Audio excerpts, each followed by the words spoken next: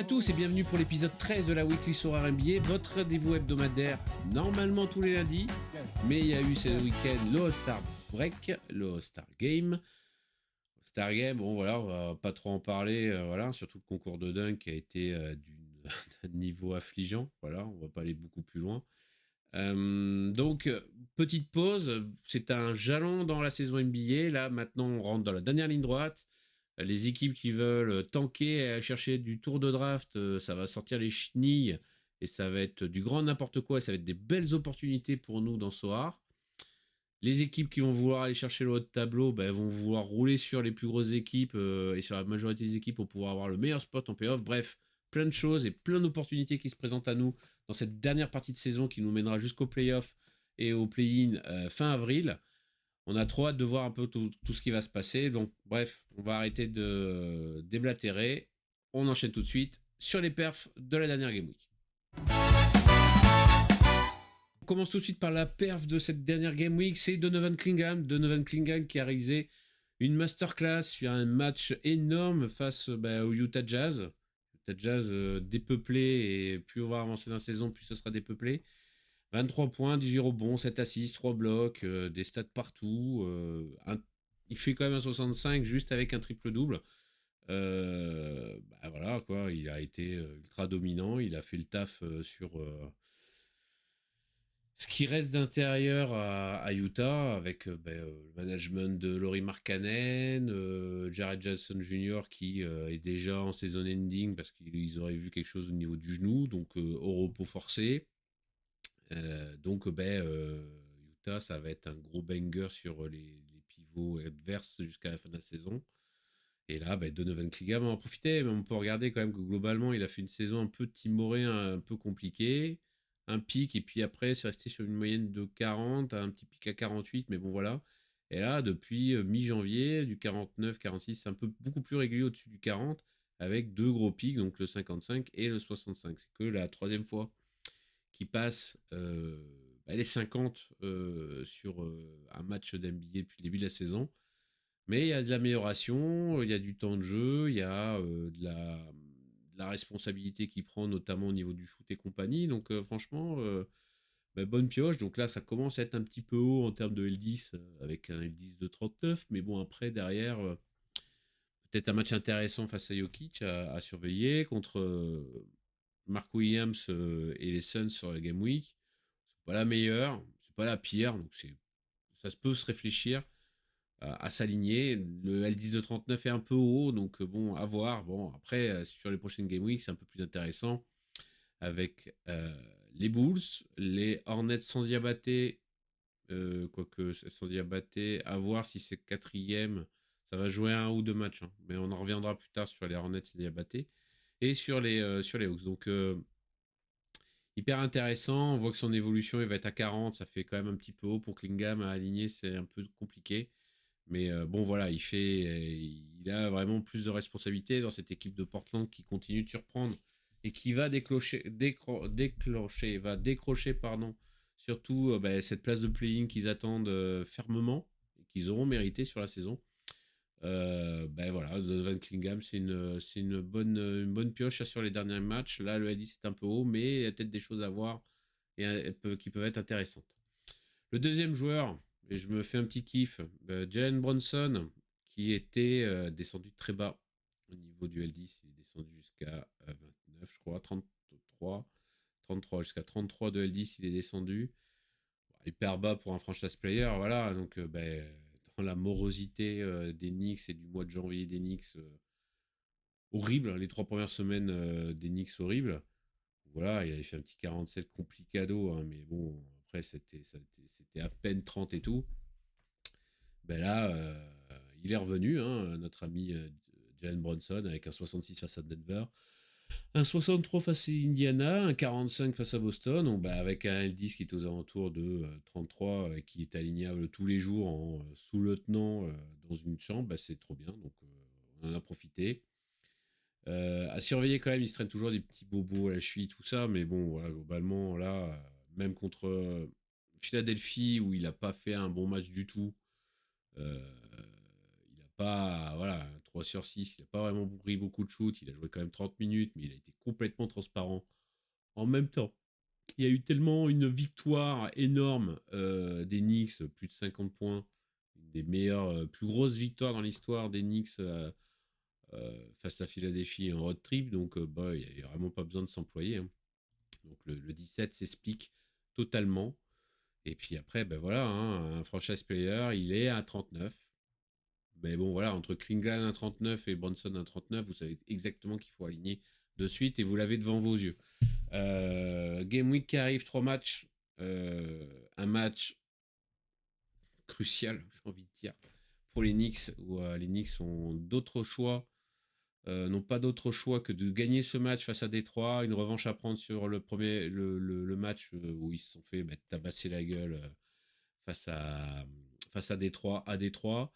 Deuxième match contre les Rockets aussi qui reste d'être un peu compliqué. Et puis enfin, Chicago, là ça va être porte ouverte, ça peut être très sympa en termes de perf. Donc il y a 3 matchs. Bronson va devoir briller automatiquement face à Détroit pour leur taper la gueule à domicile au Madison Square Garden.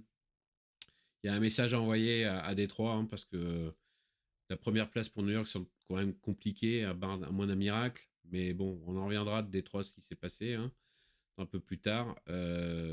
Houston à voir aussi. On ne sait pas quel Houston tu peux affronter tous les soirs. Et puis Chicago, voilà. Donc bon, voilà, c'est un franchise player à 39, qui a du ballon, qui a des tirs et tout. Il a été quand même pas mal maladroit. Hein, si on regarde sur les tirs quand même, là, il commence tous ses matchs en étant extrêmement maladroit. Hein, le 12 sur 21, ici, face à Boston. Je crois qu'il commence le match à 0 sur 8, un truc comme ça. Donc, il a un peu de mal à démarrer la machine, notre ami Jalen Brunson. Mais par contre, après, monsieur quatrième carton. Hein, donc, à 39, ça s'aligne tous les jours. Et là, en plus, au niveau au vu des match-ups qui arrivent, faut y aller. Il ne faut clairement pas hésiter à le aligner. Deux derniers petites pics qu'on voulait voir avec vous, c'était Ousmane Dieng. Ousmane Dieng, fraîchement transféré d'Oklahoma City vers les Milwaukee Bucks, toujours orphelin de notre ami Yanis. Et là, voilà, 60 face à son ancien club. Revenge Game, il les a défoncés. 37 minutes de jeu, 19 points, 11 rebonds, 3 tirs à 3 points, 6 assists, 4 blocs. Très, très fort match. Alors attention, alors c'était un OKC diminué, mais il fallait quand même les taper avec autant de marge. Il n'y avait pas Miles Turner. En attendant le retour de Yanis, c'est peut-être une option intéressante. Alors, elles disent de 7 ultra bas, hein, mais peut-être une option intéressante à essayer de tenter un coup avec lui. Il a un super match-up en plus qui arrive face à la Nouvelle-Orléans. Plus compliqué que face à Toronto. Et puis la Game Week d'après, où c'est très intéressant, entre Miami et Chicago. Et 2 matchs compliqués au milieu, que sont Cleveland et New York. Donc, à voir si cette méga surperf, là, 60, c'était tellement pas attendu que difficile de voir s'il va reproduire cette surperformance de taré avec un aussi grand temps de jeu et avoir autant de volume et de ballon. Hein. Darvin Ham l'a vraiment poussé. On avait vu hein, des extraits de coaching et tout. Où, en fait, Darvin Ham essayait de lui dire petit, prends les shoots, c'est ton match, vas-y, va aller massacrer. Bon, voilà, il a vraiment fait un super match. On ne pensait pas qu'il fasse un match NBA aussi important en termes de volume de jeu et en termes de responsabilité. Mais bon, vraiment méfiance à savoir si ce que ça va se répéter ou pas. Ça va sûrement faire de la surperf. On a vu hein, le premier match face à Orlando, il avait eu 23 minutes et donc c'était quand même des choses vraiment intéressantes. Ça peut être vraiment pas mal à essayer de trouver. Alors, pas facile à trouver le Dieng, hein, comme ça, je vous le dis tout de suite, mais ça peut être vraiment très intéressant. Le dernier, je vais revenir à New York et c'est aussi un fraîchement transféré, c'est José Alvarado. On l'a appris, donc Miles McBride ne reviendra pas avant les playoffs côté New York, quelques jours avant les playoffs, en tout cas pour se remettre on va dire en état de forme et dans le rythme, surtout avant les playoffs. C'est-à-dire qu'en termes de rotation, derrière Jalen Brunson, c'est José Alvarado qui veut prendre le relais. On l'a vu dès ses premiers matchs qui va être crucial, vraiment crucial dans la rotation des Knicks. Et là, face à Philadelphie dans un énorme blowout, dans une défaite catastrophique de nos amis de Philadelphie, José Alvarado, 26 points, 8 tirs à 3 points mis, 3 rebonds, 4 assists, 5 interceptions. Voilà, du José Alvarado dans le texte, quoi. Quand ça peut rentrer à 3 points, c'est magnifique, ça fait de l'interception et tout. Et ça va être vraiment le backup derrière Bronson au niveau de la main. Il sera dans la rotation avec Bridges, euh, avec aussi Landry Shamet. Donc, vraiment des choses très intéressantes qui arrivent. Chicago, comme j'ai dit tout à l'heure, qui peut être intéressant. Je vois aussi faire un gros match à Détroit parce que New York va avoir besoin d'un gros José Alvarado pour pouvoir faire des choses intéressantes et essayer de montrer les muscles et d'être un candidat solide face à Détroit. Détroit qui va s'amener un peu diminué, mais on en reparlera dans une autre section. Et puis après, des matchs face à Milwaukee, on voit les Spurs qui peuvent être vraiment intéressants. Aussi, des gros matchs contre Cleveland. De toute façon, New York va avoir que des gros matchs sur la fin de saison s'ils veulent essayer de, à minima, assurer la deuxième place, essayer de distancer Boston, ce qui n'est pas gagné pour l'instant. Et qui sait, peut-être revenir sur Détroit avec ce qui s'est passé ce week-end, enfin la semaine dernière. Bon, on a fait le tour là-dessus. Bon, maintenant, on va faire rentrer un accusé. On va parler d'un joueur qui nous fait pas du tout plaisir. On va ouvrir un dossier qui est très très lourd cette année. Une équipe qui déçoit, un leader qui déçoit. C'est Orlando Magic. Encore une fois, le Orlando Magic, on en attendait beaucoup. Et ça marche pas, quoi. Et entre des blessures à l'appel, on vient d'apprendre Wagner, il est encore out au moins 3 semaines. Et encore dans 3 semaines, c'est juste une réévaluation pour voir où il en est. Il a juste fait le match NBA Europe en Allemagne. Ça sent la méga prise de différents produits pour tu serres les dents et tu fais ton match à domicile. Et puis après, on te revoit pas pendant très longtemps. C'est une grosse énigme quand même, ce problème à la cheville qui traîne depuis pas loin de 2 mois quand même. Et donc, je parle un peu plus largement du Magic, mais allô Paolo Banchero, où es-tu le Paolo Banchero qui était ultra dominant en début de saison dernière, qui se fait une moche blessure, qui revient et qui derrière est vraiment le franchise player, le gars à tout faire du Magic. Début de saison, on va dire correct, mais bon, on attend quand même plus d'un joueur qui est le leader de l'équipe, surtout d'un point de vue, on va dire, là je parle d'un point de vue Sora, un pic à 54, ouais, super. Voilà, on est très content. Hein. Et après, beaucoup de scores moyennas, un 61 au milieu face à Denver.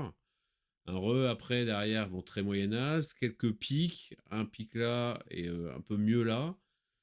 Mais bon, c'est tellement rare, quoi. On a vraiment plus, on le voit sur la moyenne, plus de scores à. Voilà, sur la saison, il a fait plus de 20 à 39 que de 40 à 59, quoi. Et les 40 à 59, si on regarde, ça tourne aux alentours de 50 de moyenne, on va dire. C'est rare que ça dépasse largement le 50, quoi. Et pour un joueur qui est censé être le franchise player, Paolo Banchero, c'est pas bon, quoi. C'est pas bon du tout.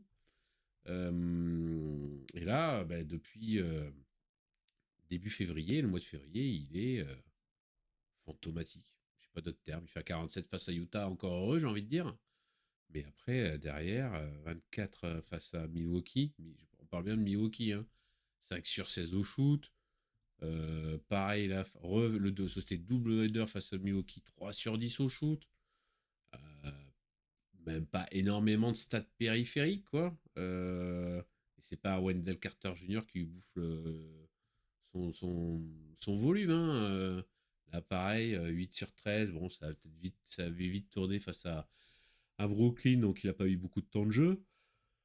Donc c'est famélique. C'est pas du tout ce qu'on attend d'un franchise player dans une équipe qui était censée jouer les troubles faits en tête à l'Est et qui finalement va péniblement, semble-t-il, se qualifier en play-off. Alors, ça va peut-être même passer par le play-in, c'est dire la difficulté. Et là, à se dire, tout n'est peut-être pas jeté sur le dos de Banquero ou d'un Wagner qui est tout le temps blessé en ce moment, mais derrière, Ben, ça a été un peu compliqué, là, ça va un peu mieux, mais la grosse questionnement qu'on a, et ça fait pas mal de temps qu'on a pas mal de questions là-dessus, c'est quid de Max Mosley, hein, que Mosley, qu'est-ce qu'il fait encore à la tête du Magic, quoi? Ça marche pas, l'attaque elle est catastrophique, c'est pas beau à voir. C'est dégueulasse à voir le Magic cette année encore. Donc c'est bon en défense. On a Suggs qui revient très fort. On en a parlé à la dernière vidéo, hein. Il est vraiment très très bon sur son retour depuis la blessure. Ça s'est stabilisé. Il commence vraiment à être bien dans le rythme et tout. Alors, à voir si le Star Break va pas le couper. Mais Paulo Banquero, on est loin des standards. Enfin, juste pour voir, hein, vous remontrer. Hein, l'année dernière, voilà, du 84, du 62, 76, 71, 66, 58. Il y a quand même eu des scores largement plus haut, quoi. Alors, c'était pas non plus, on va dire, le go-to-guy qu'on espérait, mais cette année, on espérait qu'il soit beaucoup plus souvent en train de titoyer du 55 à 70 que là, ce qu'on voit concrètement en termes de niveau de jeu. Et si vous regardez un match du Magic, ça pique les yeux et il n'est pas. Il n'arrive pas à surélever, à porter l'équipe, à dresser l'équipe plus haute et il fait des performances vraiment middle, quoi. Donc ouais, Paulo Banquero, malheureusement, là on va vous accuser coupable, hein, de pas assez de bonnes performances pour un joueur qui est censé être le go-to guy et qui avait de grosses prétentions au début d'année, mais qui, d'un point de vue soir chez nous, on fait pas le taf.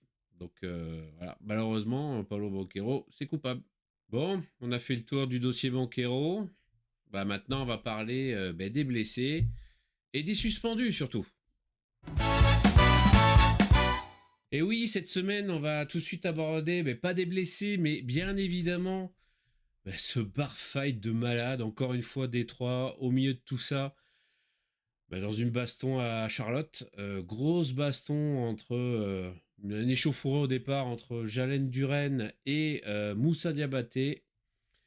Et ça a dégénéré avec Miles Bridges et un Isaiah Stewart qui a foncé tel un buffle depuis le banc pour aller foutre des patates à Miles Bridges. Donc on pourrait un peu l'excuser d'aller frapper Miles Bridges, parce que ce monsieur aimait bien jouer au bowling avec sa femme, mais c'était sa femme qui servait de quille avec des balles de bowling, des boules de bowling, pardon.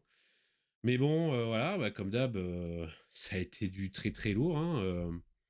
Isaiah Stewart a pris 7 matchs, Moussa en a pris 4, Miles Bridges en a pris 4 aussi, et Jalen Duren a eu que 2 matchs de suspension. Donc, ça fait du vide dans la rotation. Et comme on en parlait tout à l'heure, donc il y a déjà eu un match pour Détroit qui s'est déroulé avant le Star Break. Donc, Jalen Duren, il lui reste plus qu'un seul match, donc il ne va pas y avoir trop d'impact sur les prochains matchs, hein. Il sera absent face à New York, j'en parlais tout à l'heure un petit peu, hein. Donc, pas d'Isaiah Stewart, pas de Jalen Duren. Paul Reed entre ici, hein, à 18, hein, il va vraiment grandement en profiter, hein. Grandement en profiter avec derrière peut-être un Isaac Jones ou alors sinon peut-être un Tobias Harris qui sera remplacé. Bon, après c'est juste que sur un match parce que bon voilà, hein, ça va être Jalen Duren titulaire et Paul Reed qui va profiter des 5 matchs restants à Stewart à poncer le banc et à pas être présent dans la rotation. Donc Paul Reed à 18, c'est un grand oui. Voilà. Et côté Charlotte Hornets, ça fait du vide aussi sur le secteur intérieur où les deux titulaires à l'intérieur sont pas là, sont suspendus. Donc Ryan Kalkbrenner va avoir le poste de titu à 18, c'est très intéressant. À voir derrière si ce sera PG Hall ou Xavier Tillman qui aura un peu de temps de jeu. On va aussi avoir, en l'absence de Miles Bridges, sûrement Grant Williams qui va récupérer le poste de titu. Tijan pourrait avoir du temps de jeu aussi vraiment très intéressant. Mais c'est surtout que globalement, vu que les deux personnes du secteur intérieur sont pas là, on va sûrement avoir du Brandon Miller, du Con Knuppel et du Lamelo Ball. avec un Kobe White en sortie banc, qui vont récupérer un sacré volume de tirs et de responsabilité. Donc il y a des choses à récupérer côté Charlotte vraiment intéressant, surtout que Charlotte est dans une remontada effrénée pour aller récupérer des places à minima de play-in dans cette conférence Est. Hein. Ça joue super bien. Charlotte, on va voir si l'All-Star Break va pas faire trop de mal avec cette coupure là d'une semaine pour pouvoir continuer à avoir cette dynamique et cette recherche d'avoir des places le plus haut possible côté de l'Est et retrouver les playoffs côté Charlotte. Ça fait une éternité qu'ils n'ont plus joué aux playoffs. Donc des choses vraiment intéressantes à essayer de choper donc du côté de Charlotte et de Détroit. Si on revient à des blessures, les Sacramento Kings, j'arrive même plus à le dire, la saison est finie. Hein. Comme on en parle avec certaines personnes du Discord, c'est plutôt les Sacramento Tankings.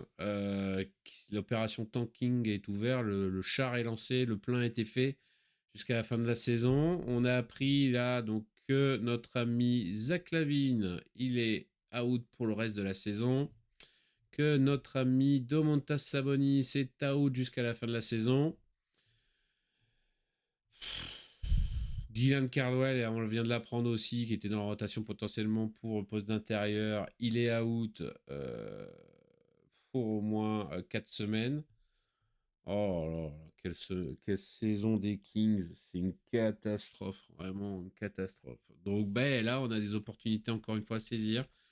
À voir la santé de Westbrook, comment il va être utilisé. Malik Monk aussi, comment il va être utilisé. Donc on a Devin Carter qui dernièrement sort de sa boîte après avoir pas du tout joué. Il y a des choses intéressantes, hein, on le voit. Voilà, hein, c'est simple, regardez sa courbe. Ça fait vite du 29-35 avec un temps de jeu aux alentours de 30 minutes. Donc Devin Carter, c'est un grand oui.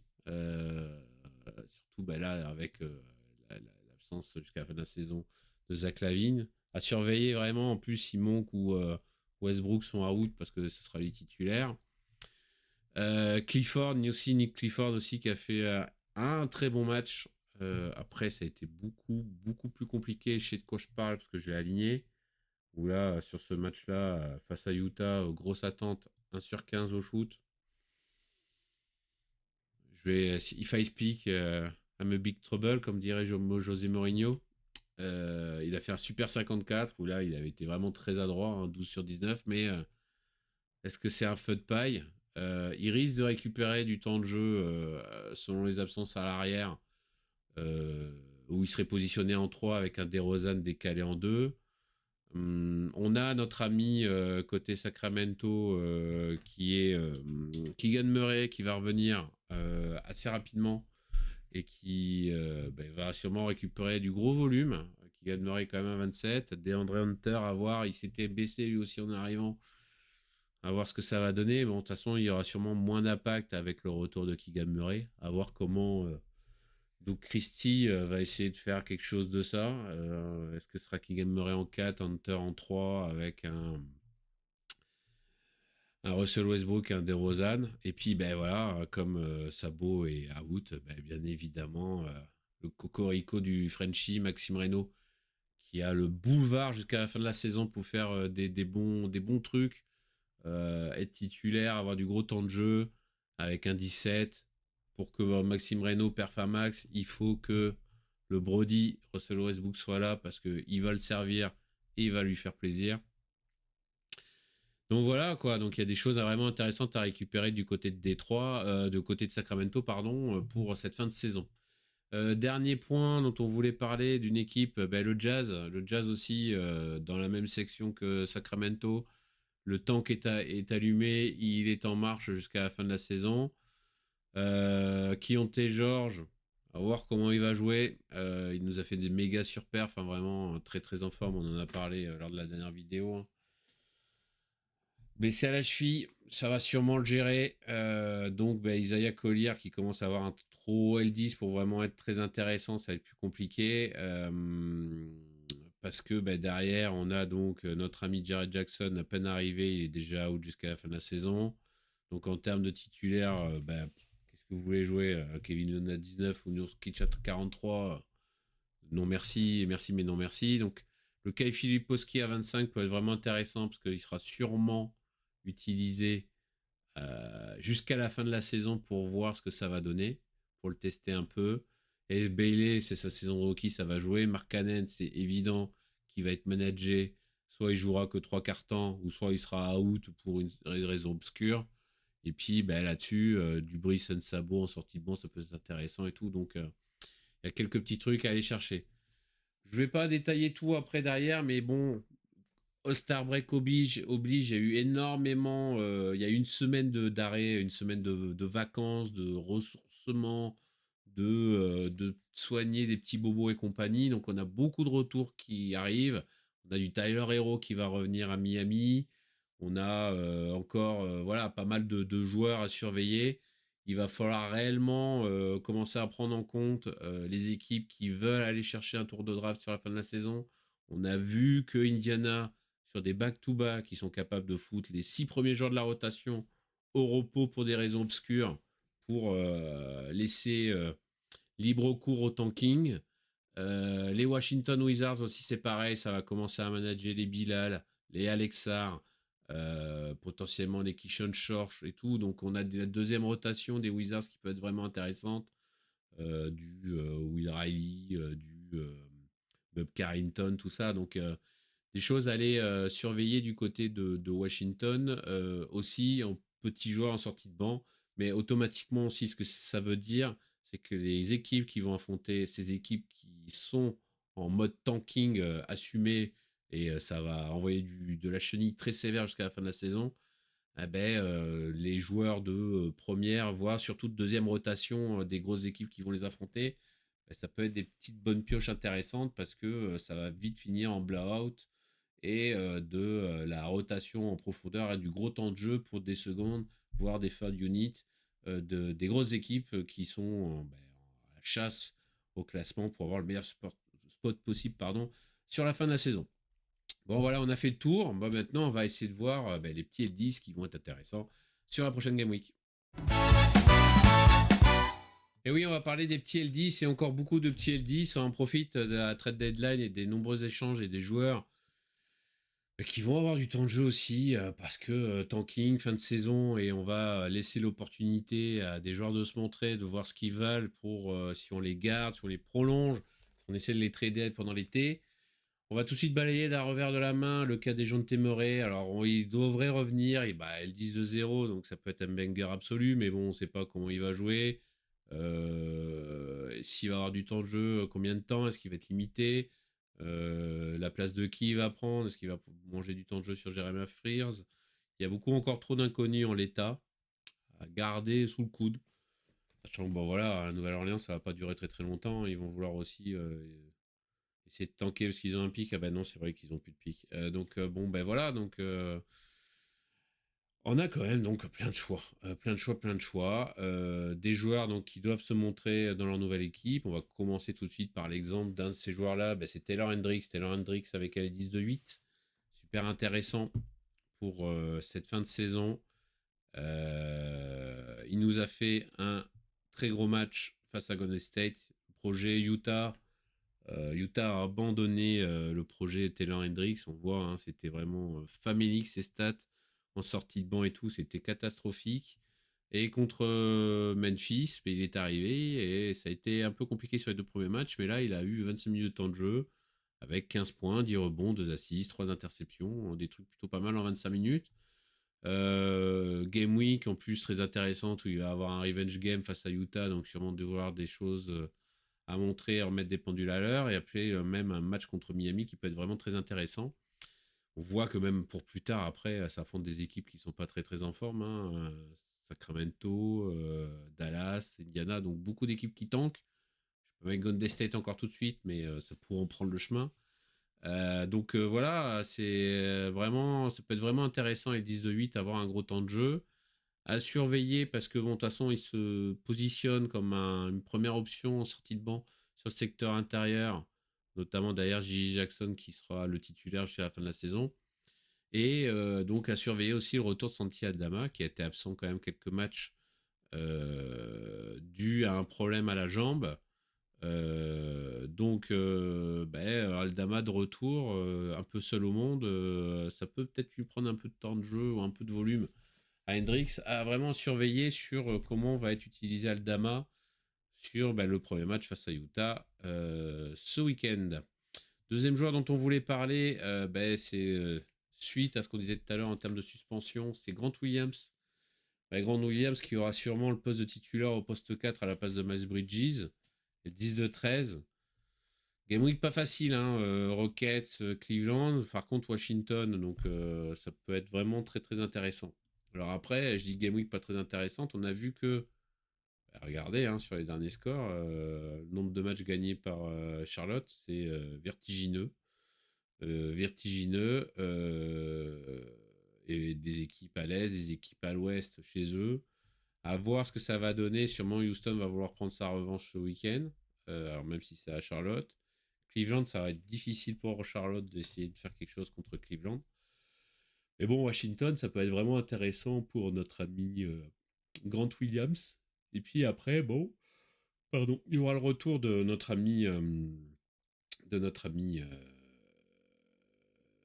Miles Bridges, hein, donc 4 matchs de suspension. Donc là, c'est vraiment du très court terme sur cette game week là, déjà 3 matchs. Et après, alors je sais plus si le match là, si il y a déjà eu un match de suspension qui a été joué, c'était à Atlanta. Donc voilà, donc en fait, c'est que pour cette game week là que Grant Williams peut être potentiellement intéressant. Titulaire, gros temps de jeu avec L10 de 13, ça peut être pas mal avec le match contre Washington à viser. Autre joueur aussi qui va profiter du mode tanking de son équipe, c'est Devin Carter. Donc on en a parlé tout à l'heure, hein, Zach LaVine absent. Une réorganisation au niveau de la rotation parce que plus de Keon Ellis, plus de Dennis Schroeder. Il n'avait pas de temps de jeu du tout depuis le début de la saison. Et là, depuis qu'il y a eu tous ces transferts et tout, il y a une grosse opportunité pour lui. Game Week moyennasse, on va dire, hein, peut-être pas trop mal, surtout contre Sacramento. Au vu de toute façon de tous les blessés, la rotation va s'ouvrir et donc ça va faire du temps de jeu pour lui, pour aussi Nick Clifford potentiellement. Donc vraiment à garder sous le coude, hein, il a fait des choses plutôt pas mal sur ses 25-30 minutes de jeu. Alors, vraiment voir en fonction de la présence ou non du Brody, hein, de Westbrook, voire même de DeRozan. Parce que c'est sur ces deux joueurs-là qu'il arrivera à prendre pas mal de temps de jeu. Il sera d'abord première option derrière Westbrook en sortie de banc, donc il aura déjà du temps de jeu assuré. Mais ça peut monter vraiment beaucoup plus haut selon comment sera la fiche des absents sur les différents matchs. Autre joueur qui lui est arrivé dans sa saison, qui a été tradé de Phoenix et qui est arrivé à Chicago dans un secteur intérieur, dans une dépeuplée, mais avec une équipe full guard, c'est Nick Richards. Nick Richards qui a du temps de jeu et ils disent de 8, super intéressant. Alors, Game Week horrible sur le papier. Hein. Toronto, Détroit, New York. Ça va être compliqué pour lui de faire de la perf, que ce soit pour lui ou que pour Gershon, hein, parce que c'est les deux seuls vrais tauliers au niveau d'intérieur. À voir aussi le retour de Zach Collins, est-ce qu'il sera de retour et selon comment ça va se passer. On a Jalen Smith aussi, on ne sait pas trop au niveau story, standing, au niveau des informations, ce que ça donne. Il semble normalement être de retour. Donc automatiquement, derrière la bataille, derrière lui, ça se jouera entre Gershon et Nick Richards. Mais bon, voilà, c'est pas spécialement pour cette Game Week. Ce sera peut-être plus sur celle d'après, où il y aura des match-ups intéressants contre Portland, contre Milwaukee.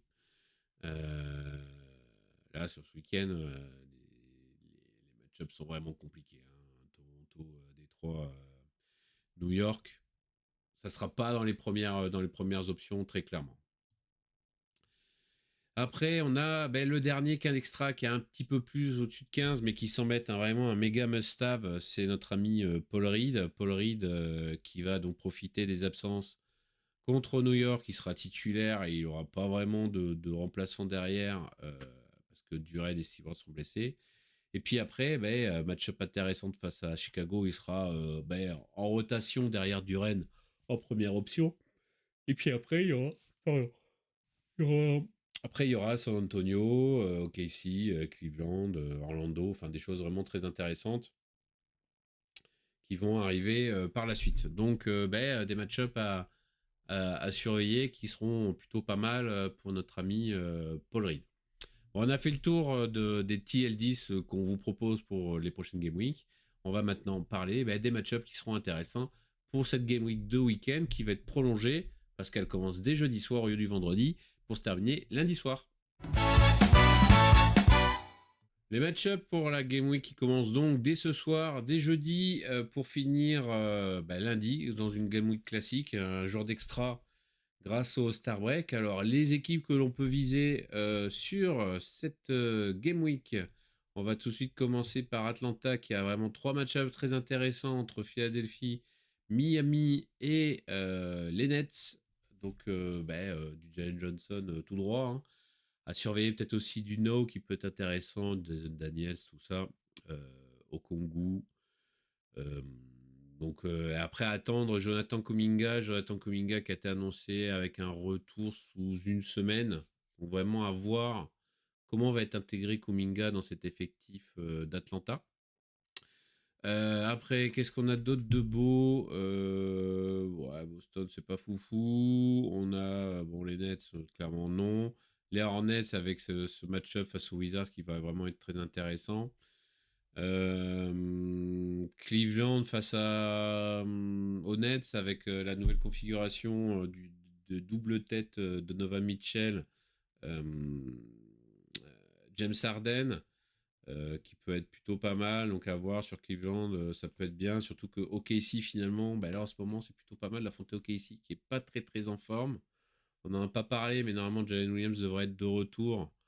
Parce que bon, sans Jalen Williams et sans notre ami Shai, ça commence à être vraiment compliqué pour OKC en ce moment, qui est vraiment dans le dur. On va voir le retour des blessés.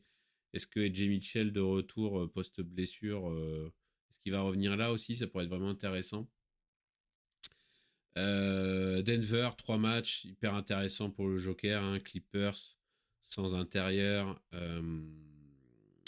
Portland, Golden State, donc vraiment des choses vraiment une game week vraiment très intéressante pour Denver. À voir aussi, peut-être que le père Jamal Murray a aussi un peu à se reposer, il reviendra plus en forme. On a aussi derrière, Détroit, match central où Kate Cunningham, avec tous les absences, va devoir encore plus se démultiplier pour taper New York, qu'il aime tant taper. Et puis un deuxième match très intéressant face à Chicago. Donc, comme je disais tout à l'heure, Paul Reed, le retour de Jalen Duren sur le deuxième match. Peut-être du Tobias Harris, du Ron Holland aussi, qui a montré des choses intéressantes. Donc, vraiment des trucs à surveiller côté Détroit qui peut être pas mal. Indiana Pacers. Alors, voilà, attention. Indiana Pacers, sur le papier, c'est la meilleure game week, hein. Double confrontation face à Washington. Plus nos amis de Dallas. Par contre, le souci, c'est qu'on l'a vu, ça peut mettre au repos comme ça du jour au lendemain et ça sort les grosses chaînes. C'est déjà annoncé, Siakam jouera pas le premier match contre Washington. Peut-être qu'il en ratera d'autres, on va voir. Mais bon, en tout cas, peut-être pousser plus sur des remplaçants que sur des titulaires côté Indiana, parce que ça va tourner très très fort. Déjà, Siakam absent sur le premier match, ça annonce déjà la couleur, hein. Donc du Aaron Nesmith, du Nembard, ça ne jouera pas les 3 matchs. Voilà, c'est très tentant, mais peut-être plus des joueurs de banc qui sont au départ sur le banc et qui pourraient potentiellement avoir vraiment du gros temps de jeu sur cette game week. Les Clippers à surveiller. C'est vrai que là, avec les rotations suite aux éléments, Kawhi, hein, très clairement, hein. Kawhi tous les jours Kawhi l'omnipotent, hein, seul à bord du navire Clippers. Là, 3 matchs Kawhi, il faut le jouer tous les jours, très clairement. Memphis qui a une super game week face à Utah, Miami, vraiment très intéressante. Comme Miami aussi, qui a une super game week contre Memphis et contre Atlanta. Donc bah là, les joueurs, allez-y, hein, les yeux fermés. Hein. Memphis, à voir. En plus, si Aldama revient, Aldama peut être vraiment ultra intéressant sur cette game week. On a Minnesota face à Philadelphie et Dallas, ça peut être vraiment très intéressant aussi. Ant-Man, il a quelque chose à vraiment prouver sur cette deuxième partie de saison, avec la réorganisation et le rajout d'Ayudo Sunnu en sortie de banc, voir qu'est-ce que ça va donner Minnesota. Après, si on va un petit peu plus loin, bah, Philadelphie, c'est hyper intéressant entre Atlanta, la Nouvelle-Orléans et Minnesota. Atlanta, déjà, on sait que Jojo sera pas là, donc Maxi peut être vraiment très très intéressant. À voir un peu, peut-être, ouais, de toute façon, sur la garde, un Grimes potentiellement, à voir s'il revient de blessure ou pas. Et VJ Edgecombe, ça peut être vraiment bien. Et puis après, si on continue à faire le tour, on a bah, du Spurs face à Sacramento et du Toronto face à Chicago et Milwaukee. Donc vraiment des choses très très intéressantes sur tout ça. Les Wizards, le problème des Wizards, comme j'ai dit tout à l'heure, c'est aussi une game week qui peut être intéressante, mais on ne sait pas qui va jouer. Alors peut-être plus aussi des joueurs de banc, hein, parce que ça va faire tourner, ça va tanker. Donc voilà, on a des choses vraiment très intéressantes. New York, 3 matchs qu'ils doivent gagner. Donc il va y avoir du lourd. New York revient au complet, OG est de retour. Tout le monde est là, par Mike Bright qui était déjà annoncé. Donc les Alvarado, ça peut être intéressant. Chamet aussi, qui a un gros usage à 3 points. Euh, Sûrement Joe Hart un peu moins intéressant avec maintenant l'Enix au complet. Donc voilà, tout ça, c'est des choses vraiment. C'est toutes les équipes qu'on estime, nous, très intéressantes sur la Game Week qui commence ce soir, donc jeudi et pas vendredi. Cet épisode 13 de la Weekly sur RNB est maintenant fini. On espère qu'il vous a plu. Alors n'hésitez pas à le partager, à liker, à mettre un commentaire. Envoyez-nous de la force, partagez au maximum ce contenu dès que vous pouvez. On se retrouve pas lundi prochain. Je ne serai pas malheureusement dispo pour pouvoir faire la vidéo, mais le lundi d'après, on va reprendre le rythme, ça y est, de tous les lundis 18h. Allez, on vous souhaite à tous une très bonne game week et on se retrouve dans une semaine et demie. Allez, tchuss!